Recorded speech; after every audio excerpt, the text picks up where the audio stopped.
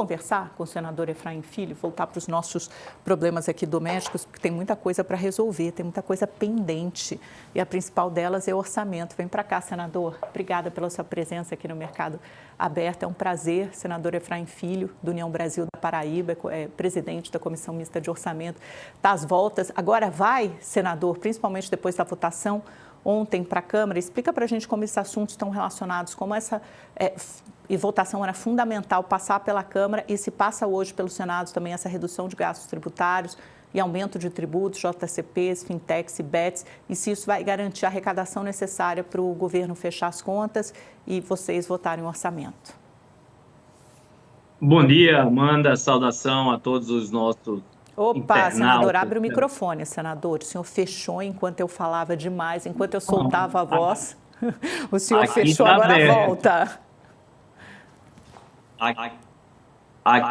Aqui está aberto, Amanda. Me escuta? Pronto. Te escuto. Pode falar. Estamos te ouvindo bem. Obrigada.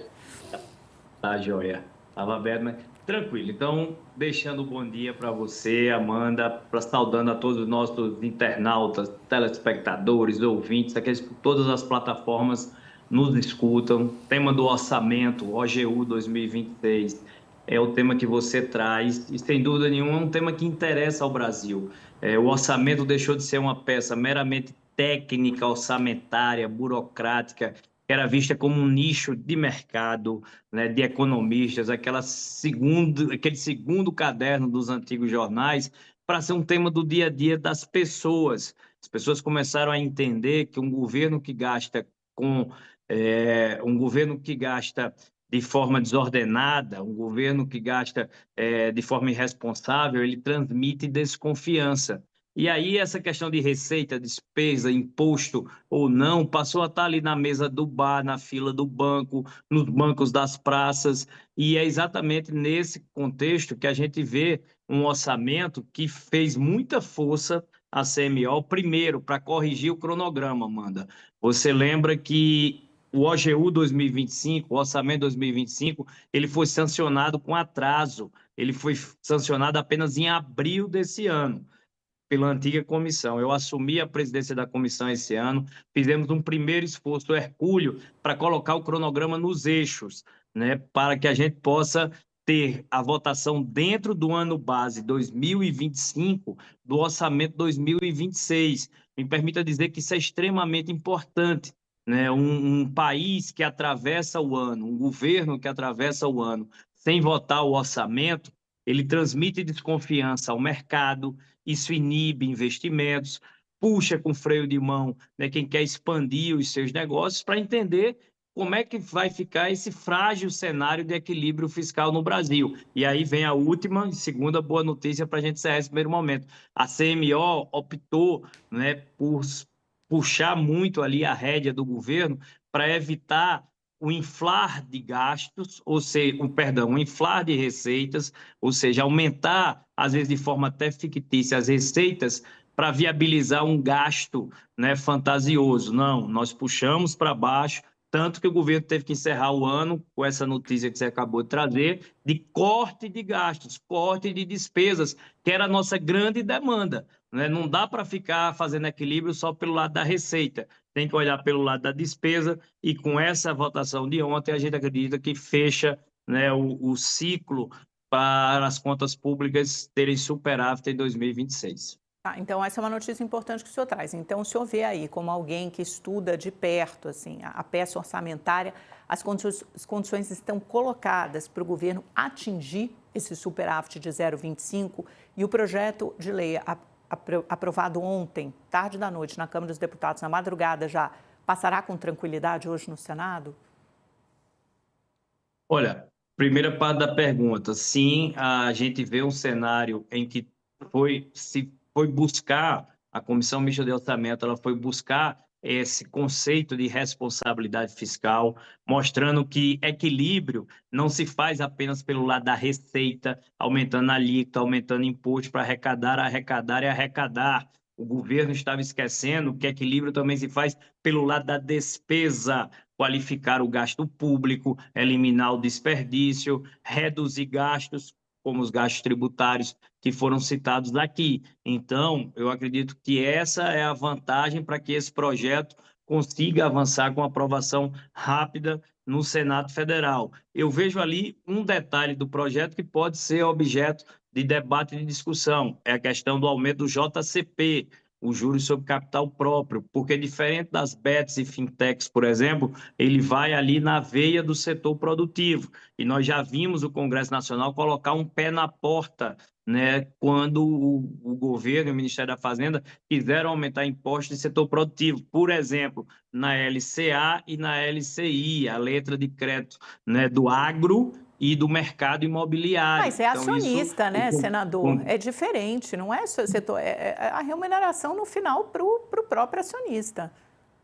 Mas ele tem sido, Amanda, uma fórmula, tá certo, que tem feito com que empresas e setor produtivo consigam se capitalizar sem precisar ir buscar os altos juros do mercado financeiro. A gente vive num país que tem juros bem acima da média. Para quem quer produzir, tá certo? Para quem está especulando, para quem está vivendo de renda, o juro alto ele convive. Para quem está querendo produzir, pesa. E o JCP ele entra nesse viés, né, de facilitar a vida de quem produz para não precisar buscar no mercado, né, crédito com um juro muito alto. Esse é o único ponto que eu vejo que tem chance, né, de discutir. O tema de bets, de fintechs, me parece que está pacificado e que deve também ser aprovado, ajudando a complementar essa receita extra que o governo precisa.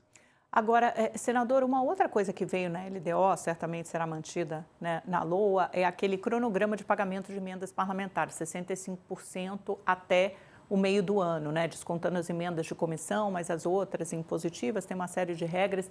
A seu ver, isso, enfim, vai fazer com que aumente o interesse, ou já fez com que aumentasse o interesse dos parlamentares e também a perspectiva de ter o dinheiro em caixa desde janeiro, de aprovar o orçamento em dezembro e não no final de março, começo de abril, como foi esse ano.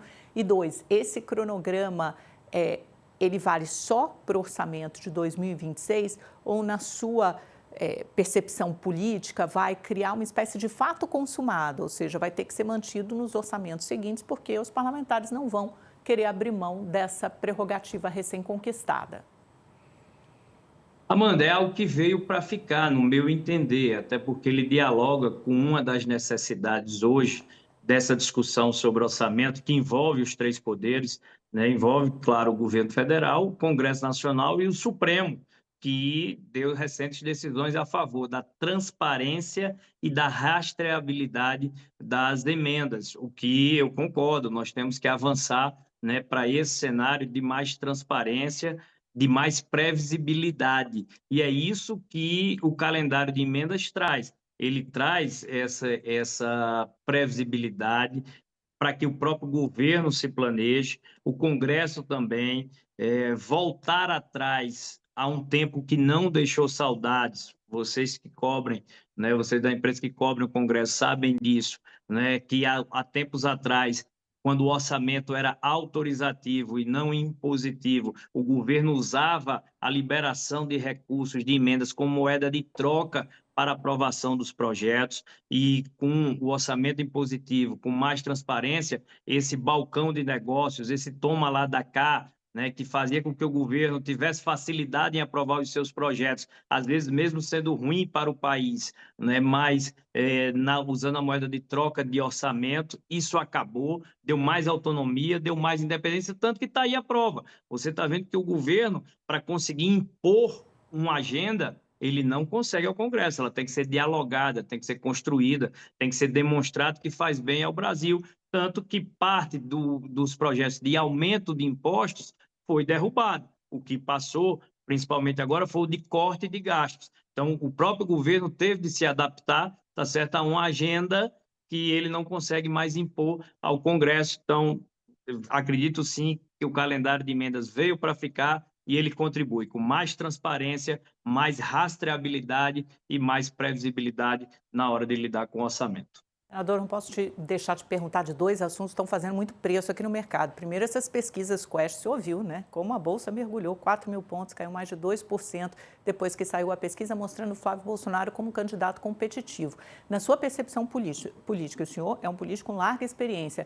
Isso consolida a candidatura de Flávio Bolsonaro e dificulta que, entre outro candidato de centro-direita, como Tarcísio de Freitas, por exemplo, que era o plano A da centro-direita, de onde o senhor faz parte? O senhor faz parte dessa centro-direita, né? No União Brasil, a Federação União e PP estava preparada, ou está preparada, não sei ainda, para apoiar Tarcísio de Freitas. Se não der certo, Ratinho Júnior. Diminui a chance de sair um candidato de centro-direita com esse crescimento do Flávio? Olha, ainda é muito prematuro para você cravar, né, qual será a estratégia, qual será a reação. Essa é a foto do momento. Na foto do momento, na pesquisa, consolida o nome de Flávio. Agora, ela também traz um cenário de segundo turno, aonde tem o mesmo desempenho, né, tanto Tarcísio, quanto Ratinho, quanto Flávio. Então, você começa a ver, né, que tem cenários ainda de diálogo, de discurso.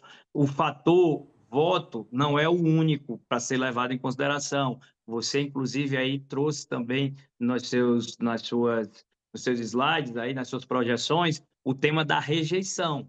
Então, hoje, a boa visão do estrategista, do líder, ele não pode olhar para o tabuleiro só na pesquisa de intenção de voto, ele tem que olhar também na de rejeição. Você vê que tem um índice ali que pouca gente prestou atenção, que é dos indecisos, tá certo? E aqueles que dizem que não vão votar.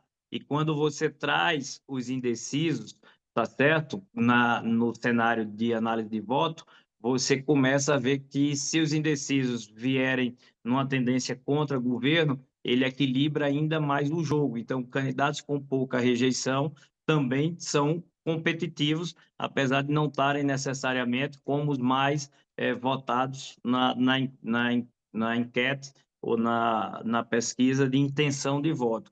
Então, eu acho que ainda há espaço, né, para um diálogo, mas as pesquisas, nesse primeiro momento, consolidam, né, a posição do PL em ter Flávio Bolsonaro como seu candidato posto, e a centro-direita fazendo uma avaliação, se vai para um cenário de aliança no primeiro turno ou se pode ter a sua candidatura própria, projetando, né, um segundo turno, tendo uma aliança lá na frente. Mas em qualquer cenário, Amanda, volto a dizer, me parece que é um cenário de segundo turno, o governo não tem a margem necessária para poder ganhar a eleição no primeiro turno, ou seja, para ter a maioria de 50%, e quando os dois candidatos que são de oposição forem ao segundo turno, essa aliança pode dificultar a vida do governo e não deixa de ser uma candidatura competitiva para 2026. A gente sabe, que você viu aí os índices, né, que o governo tem maior desaprovação